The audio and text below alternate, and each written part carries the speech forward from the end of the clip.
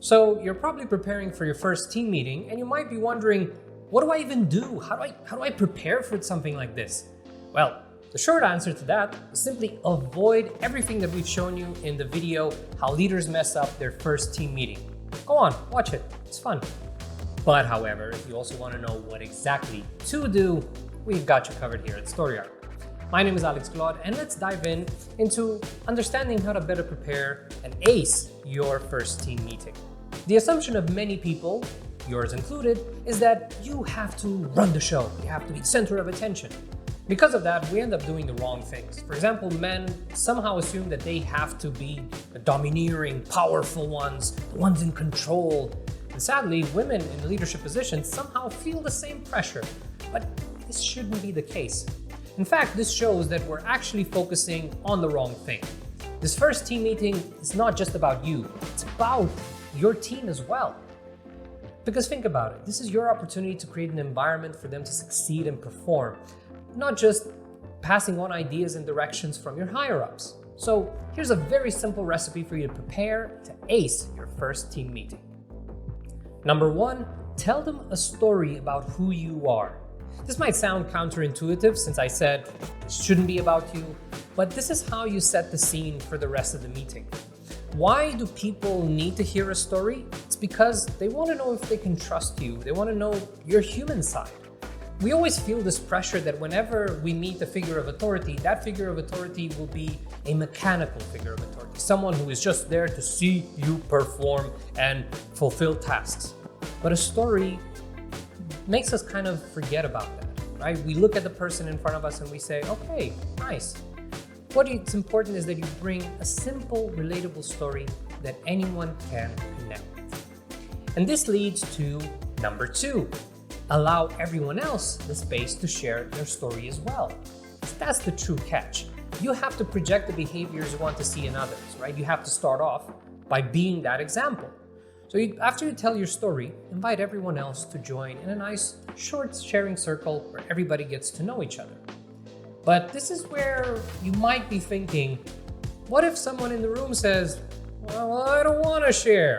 And that's completely understandable, and you might have the same fear as well. That's why a pro tip is don't go for the sobbiest story ever. Like, don't go for the tragic experiences of your lifetime. In fact, it may be the case that you know some of the people there. Focus on something that you all have in common and use that as a way of reaching common ground, but also to extract meaningful ideas about who you are. To give you an example, maybe the people in the team are all football fans, right? So then connect to the idea of what you've learned through football. Maybe it was about the time where you played pro for a year or two when you were in high school, right? That gives people a sense of, yeah, wow, you did that. We didn't know. But then they can relate to any story that you have about what it took to be a professional, the discipline, the hard hours of working out, and all of those things. If that's not the case, maybe it's something else from pop culture. Maybe it's what you've learned from your first time seeing the Harry Potter franchise, right? There's so much that you can build on, and that's what's important. Look for the universal elements. Or you can think about your first day working at a job ever, and what you've learned when you've joined a new role for the first time. And that's something that anyone can follow back on. Like, what was your first job? What did you learn from your first job? And it's a great way to break the ice, and we get to see the experiences that have shaped the people in your team. Creating this type of open environment, trust me, will pay off later. Once you've set the scene and everybody's gotten to know each other a little bit better, now it's time, and it's a great opportunity, to actually understand the history of this team. You might have worked in it before, or this is the first time you're meeting these people. It's important that you understand where they come from, what they've experienced working in this ensemble. So my invitation is already ahead of time. Inform them that you would love to understand how has been their experience up until this point. They can even prepare a little report. Everybody's responsible for different things, so they can each share about what they've accomplished, what they've learned, and what they felt have been their keys to success. This is a valuable input because normally, ideally, you would receive the same input from the manager you are replacing. That person should tell you, hey, this is how things have been going around here. And that would be their side of the story, but it's important that you include the team's side of the story. There are some insights that most of the times the manager isn't aware of.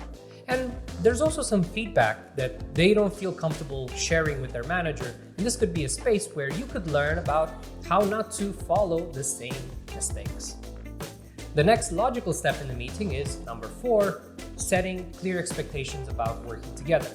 Now that you've already understood what the team did in order to achieve great results, now you can use that as a benchmark for this conversation. They understood their past, and now let's talk about the future. Invite everyone to share their expectations towards you, and as well as what the expectations you have towards the team, and the expectations that we have towards each other. It's important that you already have a few non-negotiable expectations there, but don't just write them on the flip chart and expect everybody else to follow them. Come with a story, come with a short motivation behind that.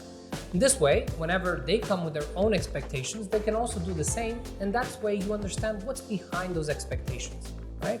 It's a very simple process, and at the end of the day, what matters is after you write all of these expectations down, that you are mindful, you follow them, and you make sure everyone else does as well. The first team meeting is just the first step. What I recommend is that after the group meeting, you already have booked in advance one-on-one meetings with every person in the team. This is a great opportunity for you to understand their working style, what is their daily routine, what is their approach to and their philosophy to what they do. This is valuable for you because you don't want to interfere with that. You want to make sure that everybody feels comfortable in their own way of achieving their tasks. We're not doing this for micromanagement. This is not about you taking notes and saying, ha ha ha ha, I'm ready to tell you exactly what you should do. It's about giving them a sense that you care about their approach, that you're interested in understanding their way of working, and you're interested in learning from them. And one pro tip that we love to give is that after every group meeting, and especially the one-on-one meetings, if you feel that there is always a challenge or there's something that they might need help with, always ask, how can I help? What can I do? Who can I talk to make sure that they have the resources they need in order to achieve their goals? This is something that feels small, but in fact, it pays off in the long term. Once you've covered these steps, you might be thinking, well, my job is done here, right? That's it. You're off the hook. Not really. This is where we just begin. You've laid the groundwork for what's to come. And don't you worry, we're going to have a lot of videos here at Storyarc that are going to help you become a better leader, and it will also help your team feel more comfortable, more engaged, and more meaningfully participating in your team.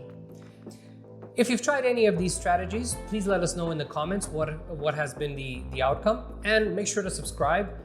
It's free, you know, and follow us for our next few videos. My name is Alex Claude, and it has been a pleasure. See you next time.